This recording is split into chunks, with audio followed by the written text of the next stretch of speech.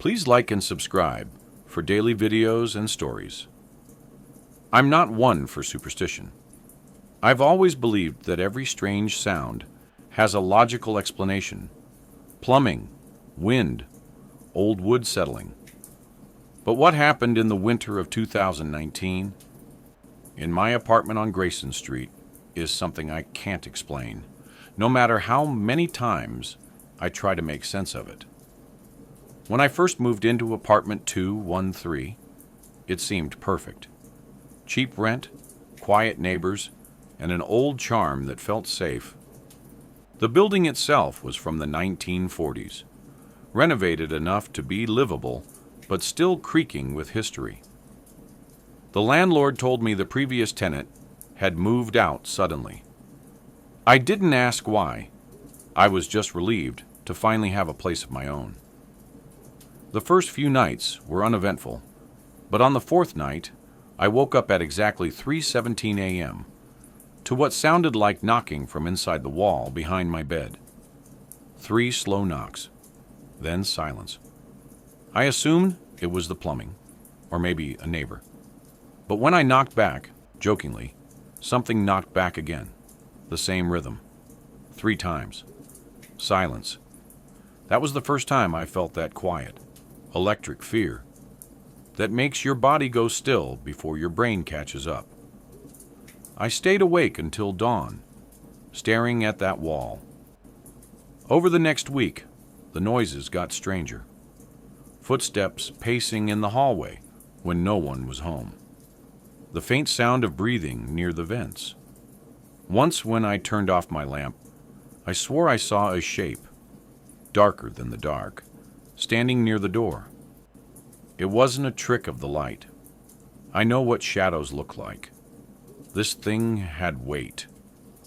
I started sleeping with the TV on just for the sound, but the thing didn't seem to care. It learned the rhythm of my nights. When I'd go to bed, when I'd turn her over, when I'd get up to drink water. The knocks would come at the same time every night, moving from one wall to another, like it was following me. Then one night, I woke up to the sound of my name, whispered, right next to my ear. It wasn't a dream. I sat up so fast I almost fell out of bed. The room was freezing. My breath came out in little clouds, though the heat was on full. The air smelled wrong, like wet dirt and iron. I grabbed my phone for light, and that's when I saw it.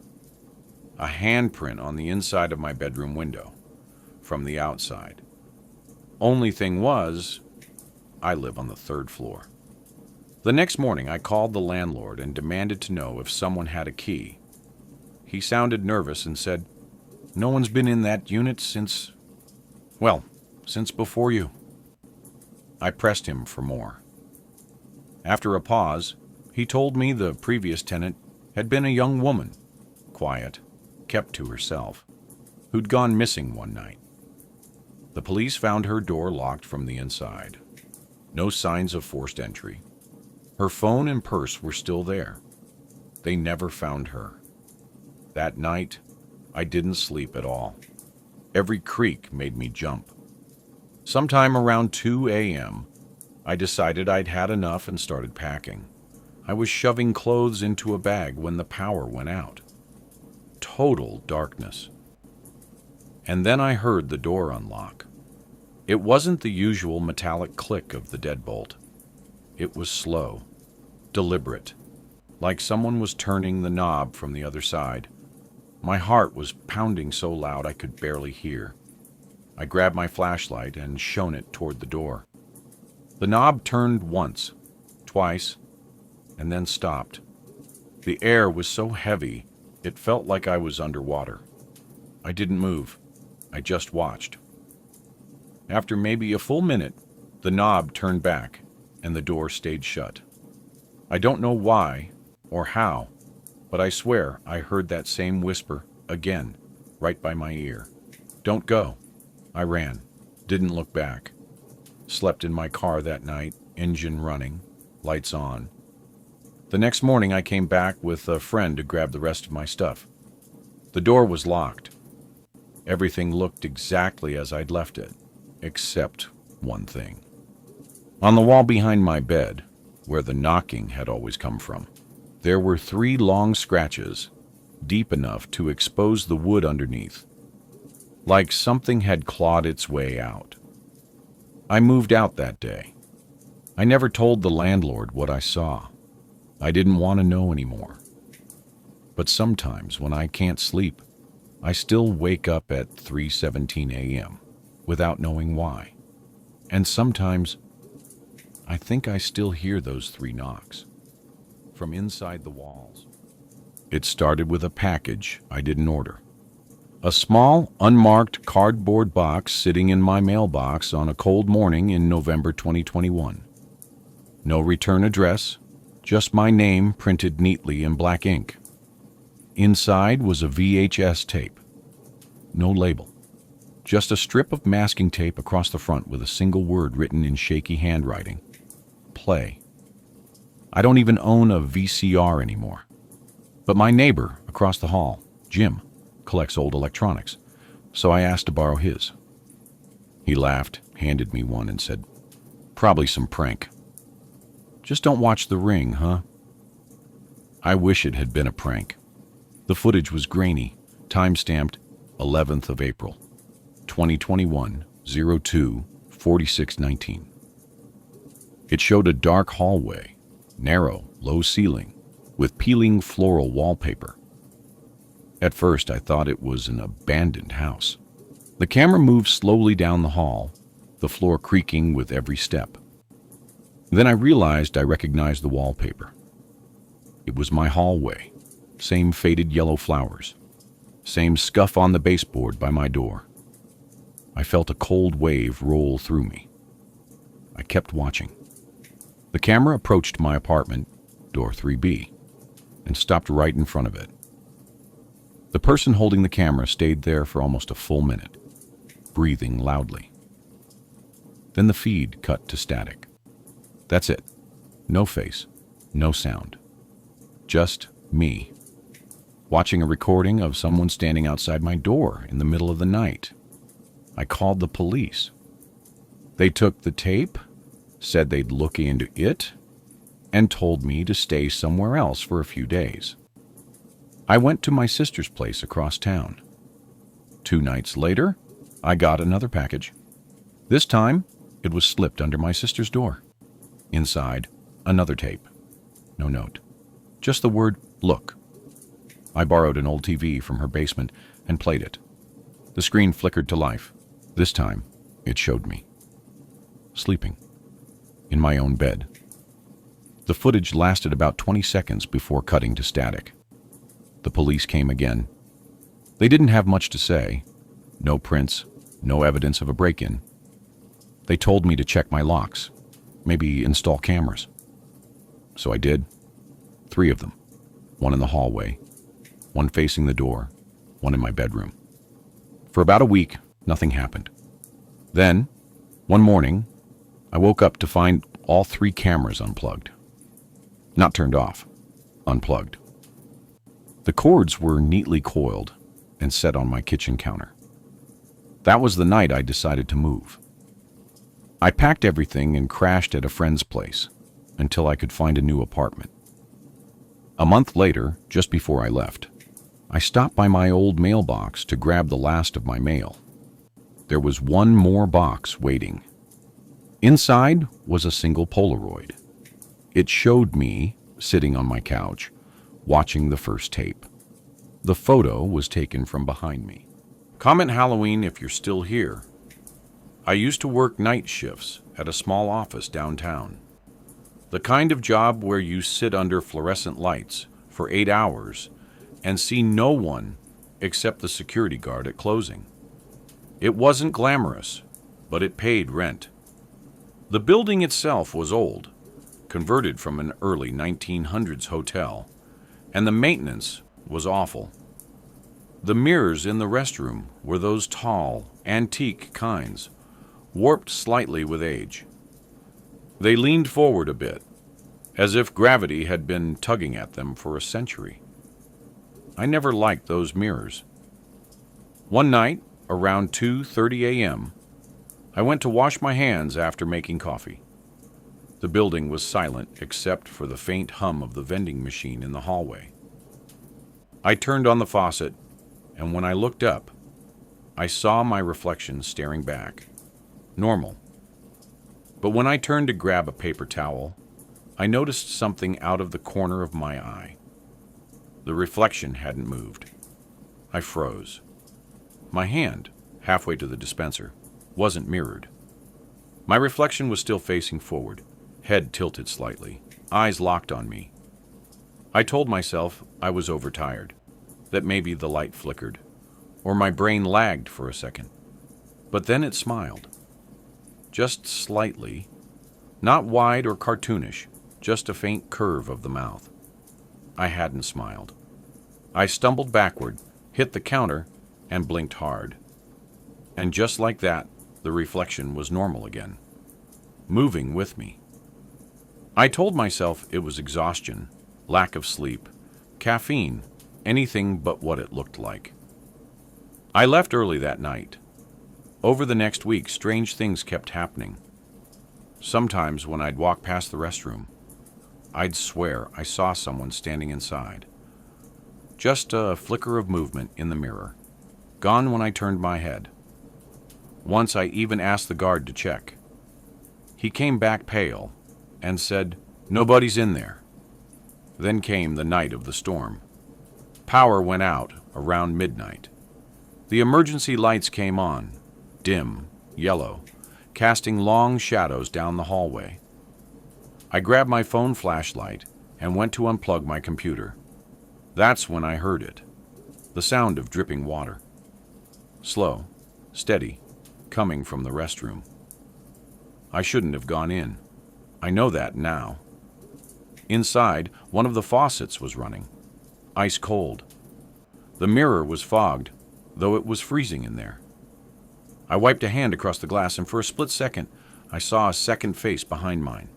Not a reflection, a face. Standing over my shoulder, grinning. I spun around. Empty room. When I looked back at the mirror, the reflection was still there. Me and it. Except this time, I wasn't moving, and the reflection was. It tilted its head, slowly, like it was studying me. Then it reached up and pressed its hand against the glass. I backed out, shaking, heart pounding so loud I could barely breathe. The next morning, I quit. Didn't even go back for my stuff. A few weeks later, the building got new owners. They renovated the office spaces, and according to a former coworker, they replaced the old mirrors. But she told me something that still keeps me awake. When the workers removed the mirror from the restroom wall, they found handprints on the inside of the glass, dozens of them, pressed from within. I didn't believe, not really. I believed in ghosts the same way people believe in fairy tales, possible in fiction, improbable in life. But that changed the night I stayed at the Enfield house. I'll tell it from my memories, unvarnished as they came. My name is Anna. In the summer of 1977, I was living in North London with my mother and two younger sisters. We moved into a modest semi-detached council house in Enfield. It was quiet, clean, nothing fancy, but nothing haunted. Or so I had assumed. The first odd thing happened at about 2 a.m. I woke up, thirsty, my throat dry. I tiptoed through the hallway, trying not to wake my sisters, and past the bedroom where Janet, my youngest sister, slept. I heard her breathing, deep, uneven. Then I heard a scratching sound like nails on wood coming from inside her room. I paused, heart thumping, listening. The sound stopped. I shrugged. Probably a branch brushing the window or wood settling. I got water, went back to bed. A few nights later, the scratching became knocking. Not soft knocks, deliberate, from inside Janet's bedroom. At first I thought it was her moving in her sleep. But then I saw something. I stood outside her door, breathing shallow, and watched the chest of drawers slide, slowly, towards the door jamb. It was moving by itself. No wind. The floor was solid. My sister asleep. I felt bile rise in my throat. I ran back to my bed, but I couldn't sleep. All night I stared at the ceiling, hearing soft mutterings from Janet's room. I thought it was a dream until morning, when I saw the dents in the wall where the chest had scraped through. Over weeks, the phenomena escalated. Toys would fly off shelves, chairs would topple, objects got thrown. Often it was my sisters who'd awaken and scream. Once we heard a disembodied voice call my sister's name when she was alone, sleeping. The voice sounded raspy, anguished, like someone who's been shouting underwater. When we investigated, nothing was there. Our mother called the police once. They came, skeptical. They looked around, heard chairs moving, saw no culprit. But the fear was enough. I could taste it, like metallic salt in the air about midnight. I tried to protect my sisters. I'd sleep with Janet sometimes. I held her until she cried herself to sleep. I told myself, it might be someone else's prank. Maybe someone outside with ropes, pulling things. I even tried logic, wood warping, bad structure, an animal in the walls. But none of those fit. Because I saw the furniture, the drawers, levitating slightly, just enough that gravity seemed to give way in that room. It defied everything I thought possible. One night, when I was alone in the kitchen, washing dishes, the radio turned on by itself.